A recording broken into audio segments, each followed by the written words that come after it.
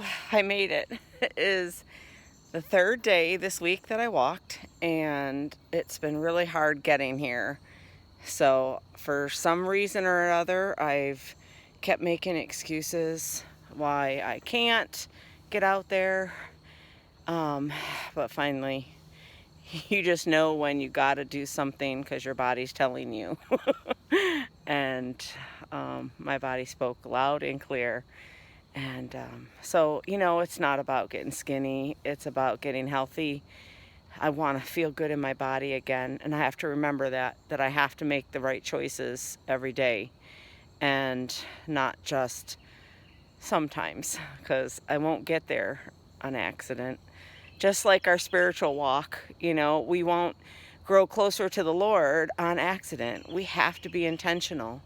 And so intentionally, my walks are I have ear pods on, and I'm listening to scriptures or a podcast that speaks the word to me, or most likely I'm listening to Revelation Wellness, because they have an amazing Songs of Ascent, and it just really brings out the Psalms, and shares some wisdom about the psalm, as well as a little music that goes with the theme of that, either lament or rejoice. And it just really fills my soul. It speaks to me and inspires me to just take the next right God step, right? So anyway, I'm steaming up my glasses. Anyway, so on my walk today, it was about peace, and I believe it was Psalm 5. I'd have to look it up to tell you. I'll put it in the comments if I post this. And they were just talking about peace, and how woe is me that still lives in this valley that is a name I can't remember or pronounce. And but it's like, he speaks about being a person who hates peace, who loves war, and that's who he's being impacted with. Those are the people in his space at the time of this lament, and he's just saying, "Whoa, that they love war and not peace." And God just spoke to me about peace in my life. So, woe is me if I choose to hang around people that take away my peace. And sometimes you don't have a choice, so you have to call on Him, and let Him fill your inner being with His peace.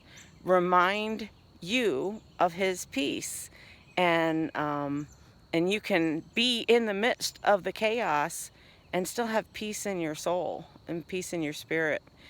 So that made me think of some of the things that take away my peace just in my mind, and how I will, get told lies by the enemy about other people, and what I perceive as a truth, even though it's not necessarily true. It's just something I perceive, or the enemy is making me, or enlightening me, right? But it's a lie. It's all lies. We can't know what someone else is thinking unless they've spoke it to us and told us. So don't be fooled. That's one of the major tricks of the enemy, is to come and tell us lies so that we'll stay away from them, we'll shut down, we'll get mad, we'll be defensive, we'll be offended. All of these things are not from God.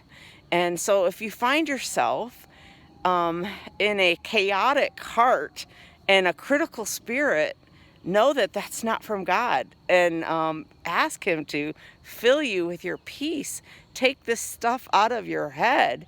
Lord, change my mind, and help me to dwell on you and those things that are lovely and pure and true, and just remember that He is the Prince of Peace, and He loves us and He wants it for us.